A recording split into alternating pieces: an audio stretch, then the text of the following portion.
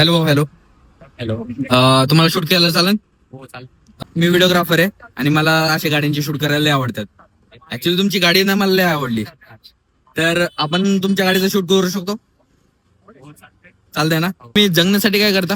मी सध्या कॉर्पोरेट मजदूर आहे आता. अरे वा वा वा, कॉंग्रॅच्युलेशन. आणि बाई तू? काहीच नाही करत. काहीच नाही?